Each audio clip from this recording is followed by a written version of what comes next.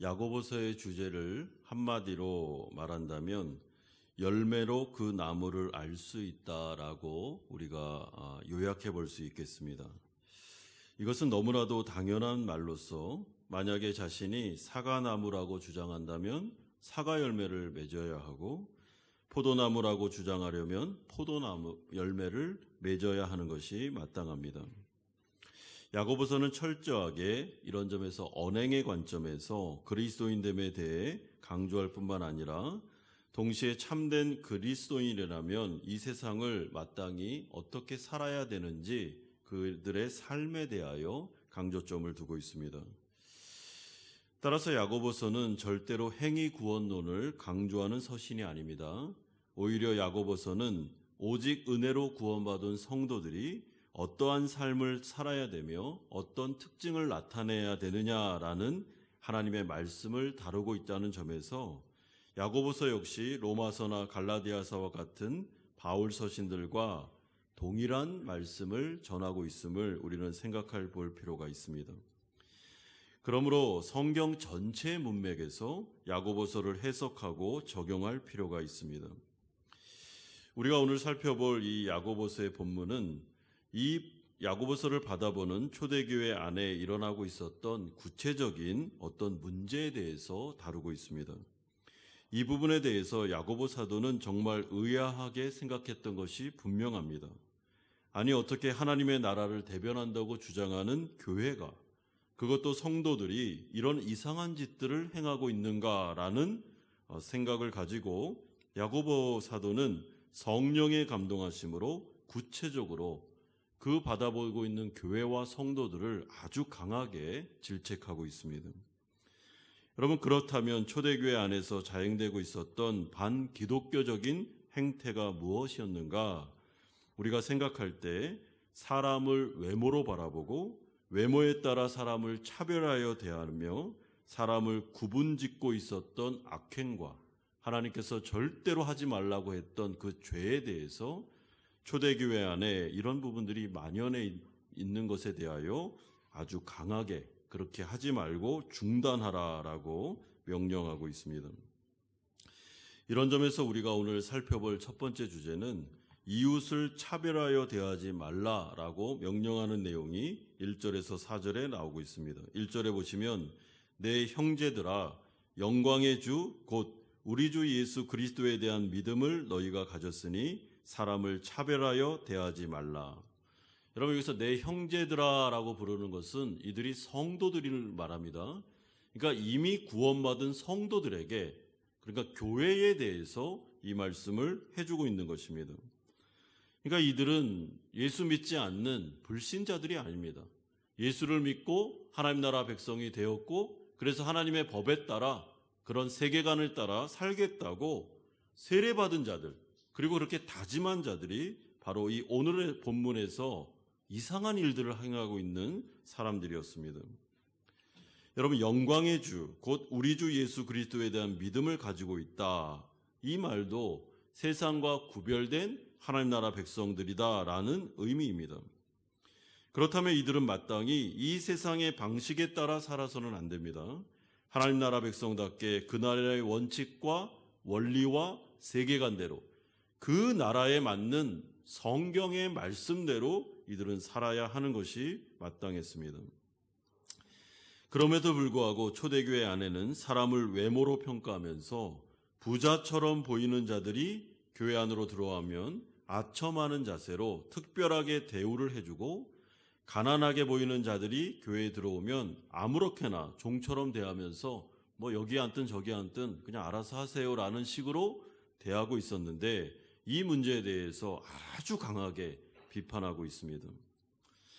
여러분, 오늘 본문에 보면 구체적인 사례까지 들어가면서 그들의 잘못을 지적합니다. 2절에 만일 너희 회당에 금가락지를 끼고 아름다운 옷을 입은 사람이 들어오고 또 남루한 옷을 입은 가난한 사람이 들어올 때에 너희가 아름다운 옷을 입은 자를 눈여겨보고 말하되 여기 좋은 자리에 앉으소서 하고.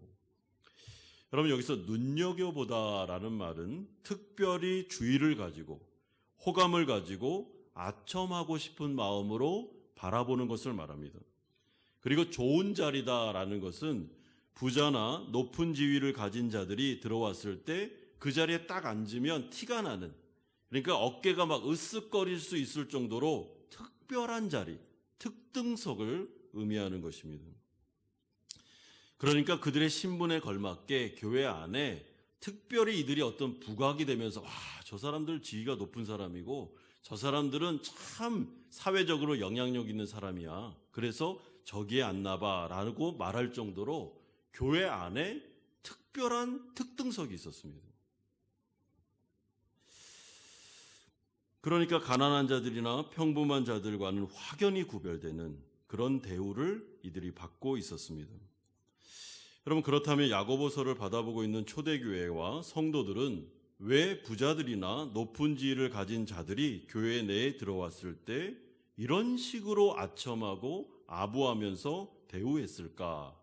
여러분, 이것을 잘 파악하려면 4절과 9절에 나오는 악한 생각으로 판단하는 자, 그리고 죄를 짓는 것이라는 표현에 주목해 볼 필요가 있습니다. 왜냐하면 여기서 말하는 악한 생각과 판단이라는 것은 성도들의 마음속에 자리 잡고 있었던 하나님이 싫어하는 그 어떤 나쁜 의도와 동기, 그러니까 하나님 나라 법칙과는 전혀 다른 세상의 어떤 세계관과 가치관이 눈에 보이지는 않지만 그들의 마음속에 포함되어 있었으며, 이 부분에 대해서 야고보 사도가 그들의 행동만 비판하는 게 아니라 그들의 마음속에 있었던 어떤 의도에 대해서, 그 중심에 있었던 보이지 않는 그 사람을 대하는 태도에 대해서, 이 부분에 대해서 들추어내기를 원하고 있었습니다. 여러분, 이들이 악한 의도로, 죄된 생각으로 사람들을 평가하고 사람들을 구분지으면서 차별했던 이유가 무엇이겠습니까?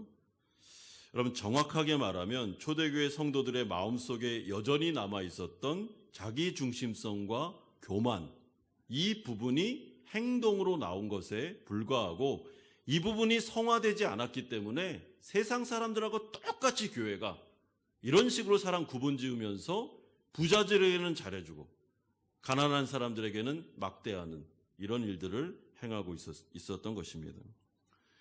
여러분, 여기서 교만이다라는 것은요, 남들에 비해서 자신을 우월하게 여기려는 욕망을 말합니다. 자기중심성이다라는 것은 자신의 유익에 따라서 사람들을 이용하려는 이기적인 욕망, 이것을 의미하는 것입니다. 그러니까 인간의 죄에 있어서 뿌리에 해당되는 것, 교만과 자기중심성이 성화되지 않아서 여전히 남아있어서 세상 사람들하고 별 다른 차이가 없이 다른 영혼을, 다른 사람을 대하고 있었다는 뜻입니다. 그러니까 간단하게 설명하면 이렇습니다. 이 당시 초대교회는 대부분의 사람들이 가난하고 지위가 낮은 성도들로 구성되어 있었습니다. 그러다 보니까 자연히 교회는 가난했습니다. 그리고 사회적으로도 영향력을 잘 행사할 수가 없었습니다. 오직 믿음으로 영향력을 행사하는 거지, 그 구성원들을 보면 대부분이 가난했고 대부분이 사회적으로 지위가 낮았습니다. 그런데 이런 상황 가운데 돈이 많은 부자들과 지위가 높은 사람들이 교회로 들어왔을 때 여러분, 이들의 마음이 어떠했을까? 좀 상상을 좀 해볼 필요가 있습니다.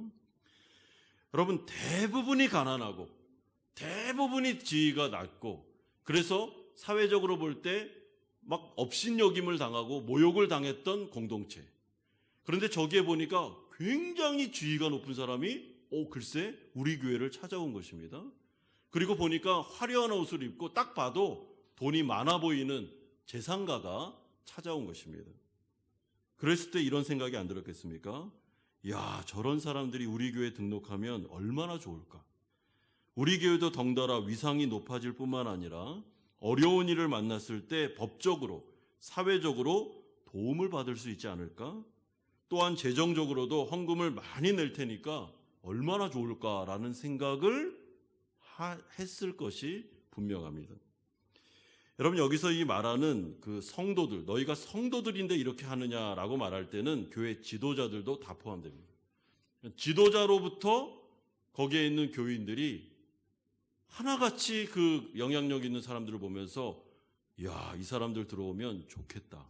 우리 교회가 뭔가 좋아지겠다라는 생각을 가지고 있었고, 이런 부분에 대해서 그거는 나쁜 생각이고 안 좋은 의도고 그건 사람을 구별하는 것이다. 교회는 세상은 그렇게 해도 되는데 교회는 절대로 그렇게 하면 안 된다라고 말하고 있습니다. 그러니까 교회가 또한 성도들이 사람들을 구원받을 한 영혼으로 바라보는 게 아니라 그들의 외모를 보면서 이 사람들이 왔을 때 우리 교회가 이용 가치가 있겠다. 야, 이 사람들이 왔을 때 우리에게 많은 혜택이 주어지겠다라는 이상한 생각들. 영혼으로 보는 게 아니라 어떤 수단으로 바라보는 이런 행태들에 대해서 굉장히 안 좋은 의도다. 그거는 사람을 차별화해야 될 뿐만 아니라 그건 하나님이 좋아하는 생각이 아니다라고 말하고 있습니다. 여러분, 그러니까 이런 세계관을 가지고 자기중심성과 교만한 마음이 아직 성화가 안 돼서 이런 시각을 가지고 가난하거나 지위가 낮은 자들이 교회에 들어오면 당연히 어떻게 하겠습니까? 도움이 안 되는 사람이 들어오니까 뭐 여기 앉든 저기 앉든 등록을 하든 말든 이런 식으로 취급을 했던 것입니다. 그러니까 야고보 사도가 바라볼 때 또한 이런 소식을 들었을 때 얼마나 기가 막혔겠습니까? 하나님의 나라 관점으로 볼 때. 이에 대해서 사도가 이러한 교만과 자기중심성에서 비롯된 차별, 사람을 예수님께로 인도하려는 순수한 목적에서가 아니라 어떻게 해서 이 사람들을 이용해 먹을까? 좀 심하게 말하면 그런 악한 의도와 생각을 가지고 부자들에 대해서는 막 웰컴 하면서 그들을 정말 너무나도 특별하게 대우해 주면서 어떻게든지 등록시키려고 교회에 어떻게든 이 사람들이 여기서 잘 지내게 하려고 하면서도 가난하고 볼품없고 재산이 없고 영향이 없어 보이는 사람에 대해서는 이런 식으로 대하는 것에 대해서 당장 그만두라고, 그런 행태는 당장 그만두라고 말하고 있습니다. 여러분, 1절에서 차별하여 대하지 말라라고 할 때 대하지 말라라는 말이 직역을 하면 중단하라라는 말입니다. 그런 행동 이제 그만하라는 것입니다. 그러니까 아주 강하고 단호한 어조가 되는 것입니다. 왜냐하면 이런 것은 죄가 되기 때문에, 하나님 앞에서 악한 것이기 때문에 그렇게 하지 말고 영혼들을 바라볼 때 순수하게 한 영혼으로 바라보고 외모로 바라보지 말고 그들 안에 있는 이들이 구원받을 영혼들이며 이들은 죄로부터 해방돼야 된다. 그래서 교회에 온 거다라고 생각하고 다른 의도를 가지고는 사람을 바라보거나 평가하지 말라고 말씀하고 있습니다. 여러분, 이런 점에서 예수님이 자신의 살았던 시대에 유대 종교 지도자들의 행태에 대해서 굉장히 신랄하게 비판한 적이 있습니다. 특별히 예루살렘 성전으로 가서 성전 청결 사건을 막 일으키면서 했던 말이 강도에 속으라, 이 강도들아라고 하면서 질책한 적이 있습니다. 왜 그럴까요? 여러분, 그 당시에 유대 종교 지도자들은 사실은 영혼을 구원받을, 우리가 도와줘야 될 영혼으로 바라본 게 아니라 사실은 재물로 봤습니다. 재물로. 사람을 그냥 돈으로 본 것입니다. 강도는 그 돈을 뺏는 사람을 말하지 않습니까? 그러니까 종교적인 방법으로 어떻게든지 사람들의 그 돈을 뺏어서 자신들의 배를 채웠던, 자신들의 기득권을 채웠던 자들이 그 당시에 종교라는 그 가면을 쓴 지도자들이었습니다. 예수님은 사람의 중심을 보기 때문에, 그들의 의도를 알고 있기 때문에 성전에 딱 가서 여기 강도의 소굴이니까 이거 완전히 무너져야 된다. 그리고 다시 새로운 예루살렘 성전을 세워야 된다라고 말씀하시면서 내가 성전이고 나를 통해서 세워질 교회는 이제는 거룩한 하나님의 교회로서 어떤 사람이 들어오진 간에 그를 영혼으로 대하고 이 사람이 구원받고 온전한 회복이 되어 정말 하나님 나라 백성답게 살아갈 수 있도록 그렇게 대하는 공동체, 그런 구별된 교회가 이제는 다시 세워질 거다라고 말씀하고 계십니다. 그런데 그렇게 예언됐던 초대교회, 성령이 부어졌던 교회가 그 종교 지도자들이, 유대 종교 지도자들이 행했던 일을 반복하고 있으니 야고보 사도 입장에서 볼 때 이게 얼마나 정말 끔찍한 일입니까? 그래서 이 부분에 대해서는 단호하게 이야기하고 있는 것입니다. 여러분, 이런 점에서 우리도, 또한 우리 교회도 사실은 이 말씀을 통해서 좀 돌아볼 필요가 있습니다. 우리 자신을. 여러분, 우리는 성도입니다. 성도는 거룩한 백성이죠. 우리가 성도가 되었다, 세례를 받았다라는 것은 이제는 세상적인 죄된 습관과 악한 세계관을 통해서 살지 않고 여기는 대한공동체이기 때문에 하나님의 나라, 하나님의 원리가 통하는 공동체를 이루기 위해서 우리는 교회로 모인 자들입니다. 그런데 하나님은 사람을 외모로 취하지 않습니다. 하나님은 사람을 중심을 보십니다. 그래서 하나님은 늘 올 때 사람의 외모를 보는 눈이 하나님에게는 없습니다. 이 사람이 가난하든 이 사람이 부자든 아니면 뭐 학식이 많든 아니면 잘 못 배웠든 아무 상관이 없습니다. 하나님 앞에서는 똑같습니다. 똑같이 죄인입니다. 그래서 하나님은 그 영혼을 바라보지 이 사람 때문에 우리가 무슨 유익을 얻거나 아니면 도움이 된다라는 식으로, 그런 식으로 사람을 수단화하지 않습니다. 여러분, 절대 예수님은 사람을 수단화한 적이 없습니다. 도와주고 회복시켜주고 죄 용서를 통해서 구원하기 위한 죄인된 영혼, 한 영혼으로 바라봤기 때문에 순수하게 예수님은 십자가의 길을 걸어갈 수 있었던 것입니다. 그러므로 우리도 예수님의 제자들이기 때문에 사람을 외모로 보면 안 됩니다. 사람을 바라볼 때는 항상 순수하게 영혼으로 바라보는 여러분 연습, 그런 마음을 가지셔야 됩니다. 이 사람을 사귀면 나에게 이로울까? 이 사람을 사귀면 나에게 무익하고 해로울까? 이런 잣대 자태를 없애버려야 됩니다. 여러분, 저 사람하고 지내면은 교회에서 잘 어떻게 해가지고 사업상에 좀 유리하니까 그 사람하고는 친하게 지내고 더 잘해주고, 이거는 교회에서 하면 안 됩니다.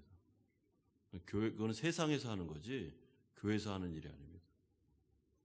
교회에서는 모든 사람들이 다 똑같이 죄인으로 하나님 앞에서 구원받아 하나님 나라 백성으로 살아야 되는 영혼들이기 때문에 우리는 모든 사람을 그런 식으로 바라보면서 긍휼히 여기고 도와주고 어떻게든지 하나님께로 인도하려고 노력을 해야 됩니다.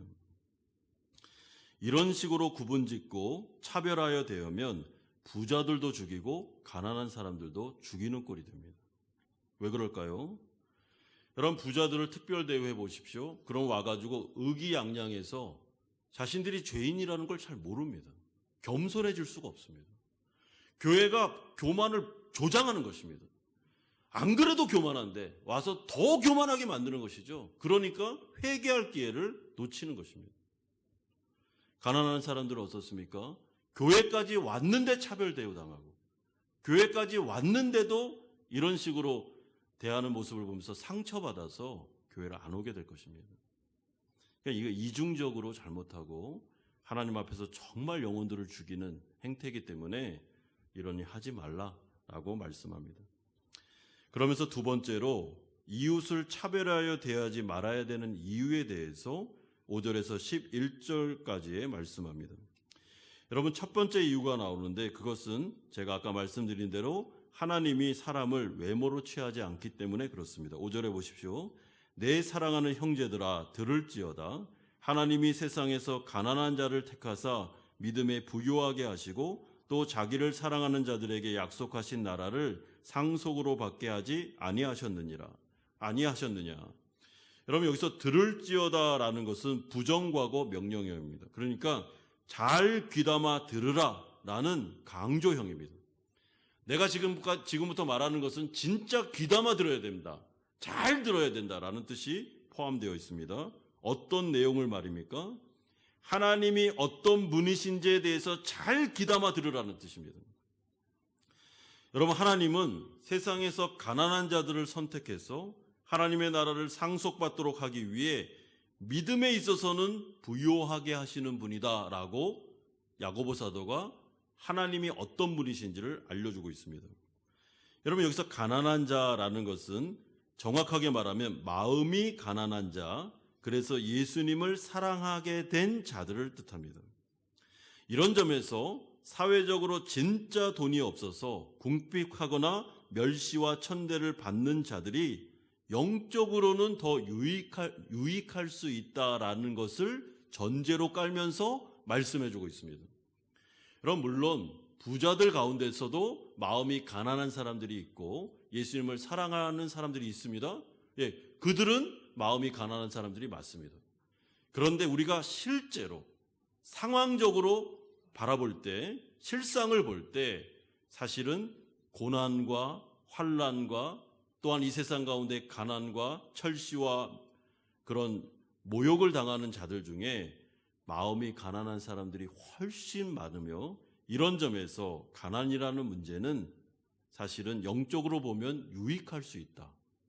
부자들보다 훨씬 더 이로울 수 있다라고 말씀해주고 있습니다. 여러분, 하지만 이런 점에서 사도 야고보가 가난을 예찬하는 것은 아닙니다. 여러분, 그런 뜻이 아닙니다.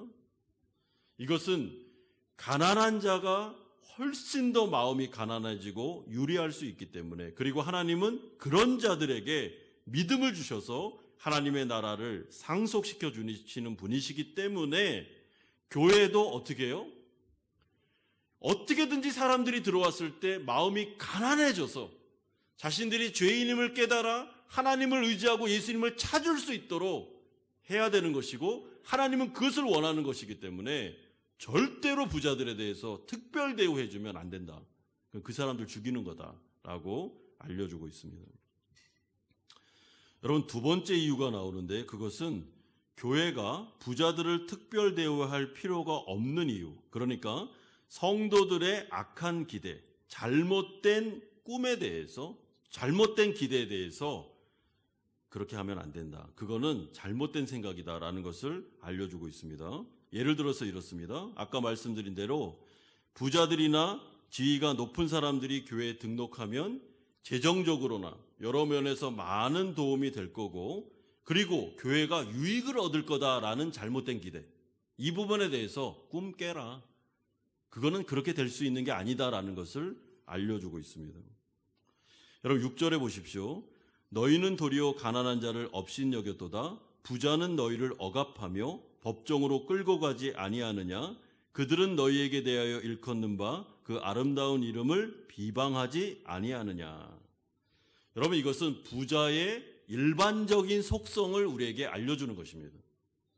부자나 지위가 높은 사람들은 이 당시에 이런 사람들이 어떻게 교회와 성도들을 대했냐면은 재산 분쟁 또는 빚 독촉 등과 같은 이유로 성도들, 가난한 성도들 법정으로 끌고 가기도 하고 폭력을 가하기도 하고, 또한 힘이 없고 가난한 성도들과 교회를 예수님의 이름을 모욕하는 일을 했던 것이 바로 부자들이 자행했던 일들입니다. 그 당시의 사회에서. 따라서 지금 사도가 초대교회 성도들에게 하고 싶은 말은, 부자들이나 지위가 높은 사람들이 오면 교회의 재정적으로 도움이 될 것 같고, 교회가 사회적으로 어떤 이익을 얻을 것 같은데 절대 그렇지 않아요. 그 부자들을 몰라서 하는 말이지. 권력욕에 사로잡혀 지위가 높아진 사람들을 지금 몰라서 하는 거지. 절대 도움 안 된다라고 알려주고 있습니다. 왜냐하면 부자나 지위가 높은 사람들이 얼마나 탐욕스럽고 돈과 권력에 대해서 그 집착하는 마음과 욕심이 강하며, 가난한 자들을 얼마나 많이 착취하고 자신의 재산을 지키기 위해서 불법을 저지르고 가난한 자들을 법정까지 끌고가서 괴롭히는지, 또한 부자와 권력이 있는 사람들이 결탁해서 그 가난한 사람들을 어떻게든지 끌어내려고, 그것을 강탈하려고 하는지 그들의 속성에 대해서 알면 그런 생각하지 않게 될 거다라고 알려주고 있습니다. 여러분, 부자들이 돈을 모으려면 어떻게 해야 되겠습니까? 이 악한 구조 속에서 진짜 마음속에 강한 마음 먹지 않으면, 제가 매몰찬 마음 먹지 않으면 부자가 될 수 없습니다. 그러니까 교회에 들어왔을 때 그들을 이용해서 뭐 좀 호화스럽게 되고 교회가 이득을 얻고 꿈 깨라는 것입니다. 절대 그렇게 하지 않는다는 것입니다. 여러분, 우리가 이렇게 바라보면 진짜 교회 안에 헌금을 많이, 아니면 정말 온 마음과 정성을 다해서 하는 분들 보면 부자가 많이 하겠습니까? 아니면 믿음이 좋은 사람이 많이 하겠습니까? 부자라고 헌금 많이 하는 게 아닙니다. 하나님 앞에서 마음이 가난하고 자신이 죄인됨을 알고 정말 하나님 앞에서 은혜 받은 사람이 가난하든 부하든 상관없이 하나님 앞에 기꺼운 마음으로 헌금을 하는 것이지, 저 사람 부자니까, 저 사람 지위가 높으니까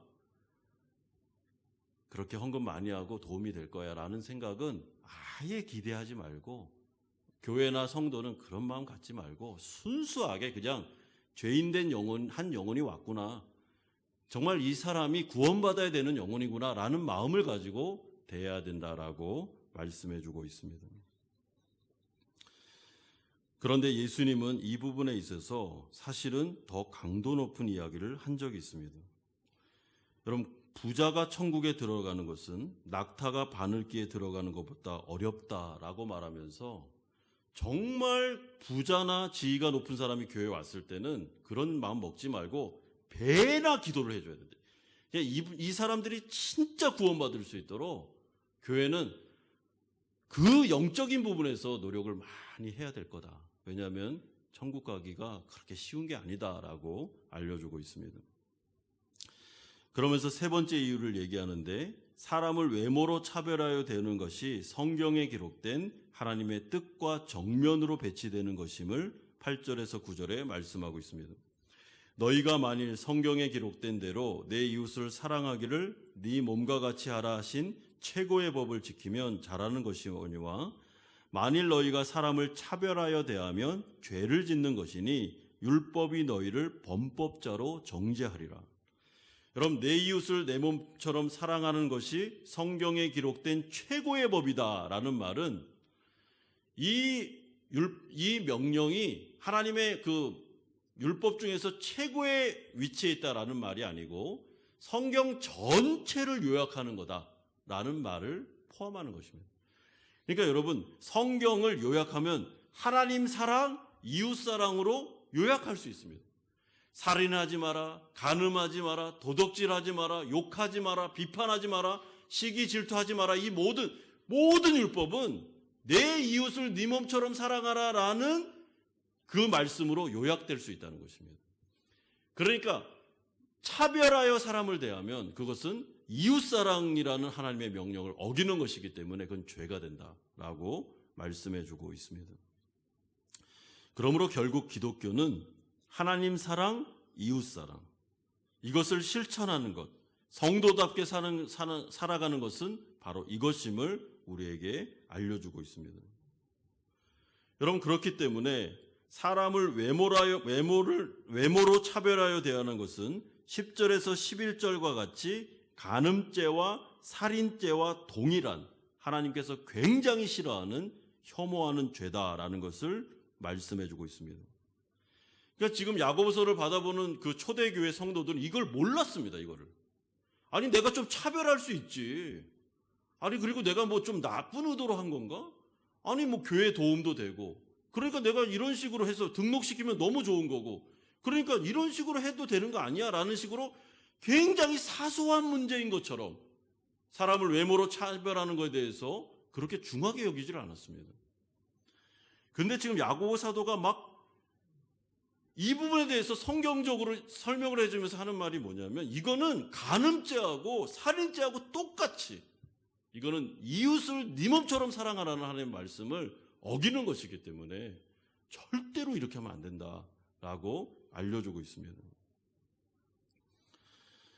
여러분, 이런 점에서 교회가 사람을 구분짓거나 사람을 나누거나 아니면 나의 기호와 나의 어떤 의도에 따라서 그 차별해서 대하는 태도는 성도들은 하나님 앞에서 조심하셔야 됩니다. 모든 사람은 동일하게 봐야 됩니다. 동일한 영혼, 동일한 하나님 백성. 이렇게 봐야지만 죄를 범하지 않게 됩니다. 여러분, 이런 점에서 우리는 이 세 가지 이유를 통해 절대로 사람을 외모로 평가하거나 차별하지 않도록 주의를 하셔야 됩니다. 그렇다면 마지막 세 번째로 우리는 이웃을, 또한 교회 안에 있는 성도를 어떻게 대해야 되는가? 12절에서 13절에 말씀하는데, 12절에 먼저 보시면 너희는 자유의 율법대로 심판받을 자처럼 말도 하고 행하기도 하라라고 말씀하고 있습니다. 여러분, 여기서 자유의 율법대로 심판받을 자처럼 라는 말은 오직 은혜로 구원받았기 때문에 이제는 벌받기가 두려워서 하나님의 말씀에 순종하는 것이 아니라 하나님이 주시는 자유함을 가지고 하나님을 사랑하는 마음으로 구원의 감격을 가지고 자원하여 하나님의 말씀에 순종해라라는 의미를 포함하고 있습니다. 그러니까 성도는 성도답게 이웃을 향해 진짜 사랑과 긍휼과 자비의 마음으로 말도 하고 행동을 해야 된다. 그런 의도까지도, 속에 있는 숨은 목적까지도 진짜 순수하게 만들어서 성령이 나를 예수님 닮게 만든 그 마음을 가지고 내가 하나님의 백성이니까 순수하고 자발적인 마음으로 다른 영혼들을 대할 때 그런 말과 그런 행동으로 대하라 라고 알려주고 있습니다. 왜냐하면 그래야만 교회가 이 세상과 구별되면서 거룩한 하나님의 나라로서 빛과 소금의 역할을 감당할 수 있기 때문에 그렇습니다. 여러분, 이런 점에서 교회가 만약에 세상과 구별되지 않는, 세상과 거의 똑같은 가치관과 세계관을 가지고 사람들을 경쟁적으로 바라보고 사람들을 차별하여 대하며 구분 지으면서 세상에서 높은 지위에 있는 사람은 너무 잘해주고 그렇지 않은 사람들에 대해서는 하찮게 대하는 이런 일들을 보면, 여러분, 굳이 세상 사람들이 교회에 올 이유가 뭐가 있습니까? 똑같은데. 세상이나 교회나 똑같은데 굳이 교회를 왜 오겠습니까? 이런 점에서 야고보 사도가 하는 말은 교회는 거룩한, 정말 세상과를 구별된 세계관과 가치관을 가지고 그런 하나님의 법이 준수되는 가운데 성도들은 자유함을 가지고 이 하나님의 가치관대로 교회를 이름으로 말미암아 정말 세상 사람들이 바라볼 때, 야, 여기는 정말 다른 곳이구나, 여기는 다른 원리가 주어지는 곳이구나 라는 그런 도전을 받고 교회에 나올 수 있도록 그런 공동체를 이루라고 말씀하고 있습니다. 여러분, 이런 점에서 교회는 생명과 같은 것이 거룩입니다. 거룩. 교회도 똑같이 경쟁적이고, 교회도 똑같이 줄 세우고, 교회도 세상에서 인정받는 사람들이 인정받고 이러면 거룩성을 완전히 훼손하는 것입니다. 그러면 영향력을 발휘할 수 없습니다. 여러분, 그러면 사도는 교회와 성도들을 향해서 다른 이웃들, 성도들, 내 주위에 있는 사람들을 어떤 마음으로 대해야 되는지를 알려주고 있는데, 그것이 바로 13절에 나오고 있습니다. 긍휼을 행하지 아니하는 자에게는 긍휼 없는 심판이 있으리라. 긍휼은 심판을 이기고 자랑하느니라. 여러분, 13절에서 3번 반복되는 말이, 단어가 긍휼이라는 단어입니다. 그러니까 지금 사도가 성령의 감동하심을 통해서 성도들에게 하고 싶은 말이 무엇인가 하면, 영혼들을 바라볼 때, 다른 사람들을 바라볼 때는 다른 의도, 다른 목적은 다 포기해라. 그거 다 내려놓고, 그건 세상이 하는 거니까 그렇게 하지 말고 오직 한 가지의 마음, 그리스도의 마음, 그 사람들을 긍휼히 여기는 마음으로 영혼들을 대해야 된다라고 말씀하고 있습니다. 여러분, 여기서 긍휼히 여긴다라는 말은 이들의 아픔과 영혼의 실상을 보면서 굉장히 마음 아파하며 동정하는 마음을 뜻합니다. 그러니까 그들의 외모를 보면서 이들에 대해서 이용할 생각을 하지 말고 그들의 중심에 있는 죄를 보면서 이들이 지금 멸망으로 향해 가고 있는 모습들을 영적으로 보면서 정말 이들에 대해서 긍휼히 여겨주고 구원받아야 되는구나 라는 하는 심정을 가지고 동일하게, 가난하든 부하든 상관없이 동일한 마음을 가지고 영혼을 대할 때, 긍휼히 여기는 마음으로 나아갈 때 하나님은 영광을 받으시게 될 거다라고 말씀해주고 있습니다. 여러분, 이런 점에서 예수님은 사실 이 땅에 오셔서 모든 영혼들을 다 긍휼히 여기셨습니다. 모든 영혼들을 다 치료하기를 원했고 다 구원하기를 원했습니다. 그럼에도 불구하고 교만한 자들은 예수님께 나오지 않았죠. 종교 지도자들을 비롯한 그 당시에 지위가 높거나 부한 자들은 예수님께 나오지를 않았습니다. 병든 자들, 귀신 들린 자들, 죄 많은 여인, 세리와 같은 자들이 예수님께 나와서 구원을 받았죠. 그것이 안타까운 것입니다. 그러므로 교회도 예수님처럼 그런 마음을 가지고 영혼들을 대하고 영혼들을 바라볼 때 정말 교회는 교회다울 수 있으며 성도가 성도다울 수 있고 하나님이 그런 공동체 가운데 하나님의 자비와 긍휼과 은혜를 부어주심으로 말미암아 가난하든 부하든 마음이 가난해져서 예수님을 찾으려고 온 사람들이 그 교회를 통하여 구원받고 하나님께 나아갈 수 있음을 말씀해주고 있습니다. 이런 점에서 교회는 절대로 영혼들이 걸려 넘어지는 걸림돌이 되어서는 안 됩니다.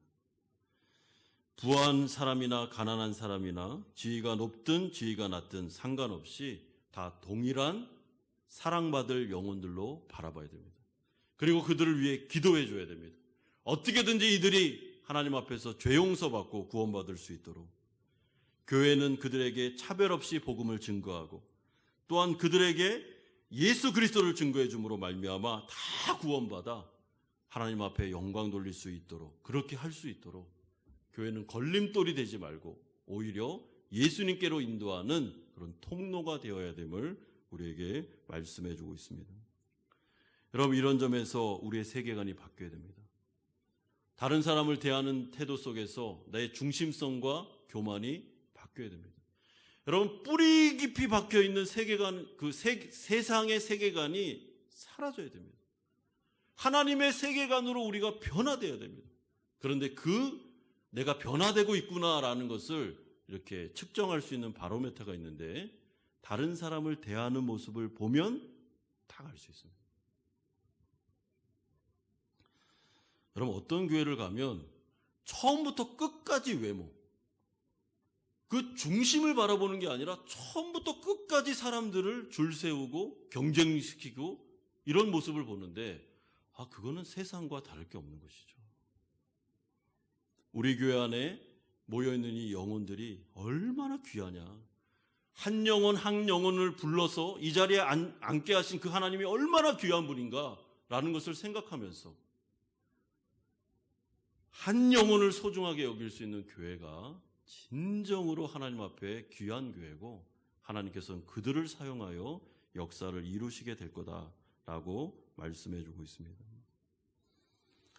여러분, 이런 점에서 우리 모두는 우리 한마음 연합교회 안에 오신 영혼들을 정말 그리스도의 마음으로 보셔야 됩니다. 여러분, 오늘 이 금요예배 오셨잖아요. 우리 성도님들이 이렇게 모이셨습니다. 여기 앉아 계신 한 영혼 한 영혼들이 얼마나 귀합니까? 여러분, 우리가 지금 주님 앞에 나와서 은혜 받으려고 온 거 아닙니까? 정말 이 자리에 앉아 있다는 게 자체가 얼마나 귀합니까? 그리고 하나님은 얼마나 귀하게 우리를 바라보고 계십니까? 그러니까 이 자리에 앉아서 다른 생각하지 말고 그냥 하나님께 집중하면서 나에게 은혜를 주신 그 하나님을 기대하면서 나아갈 때 또한 우리가 그렇게 다른 영혼들을 바라볼 때 정말 하나님의 귀하신 은혜가 우리에게 흘러 넘치게 됨을 우리에게 약속하고 있습니다. 사랑하는 성도 여러분, 절대로 사람을 외모로 바라보지 마십시오. 구분짓지 마십시오. 차별하여 대하지 마십시오. 그리스도의 마음을 가지고 하나님의 시각을 가지고 한 영혼 한 영혼들을 소중하게 여기시고 그 영혼들이 다 구원받아 아름다운 인생 사는 것이 우리 교회의 목표가 되며 정말 이분들을 이용하지 말고 수단으로 생각하지 말고 모든 자들이 다 복 받아야 되는 자들이다라고 생각하면서 순수한 의도를 가지고 대할 때 하나님께 영광 돌리는 교회가 또 공동체가 될 수 있음을 믿고 오늘 하루도 이 말씀 생각하시면서 우리 승리하시는 성도님들 되시기를 주 예수 그리스도의 이름으로 축원드립니다.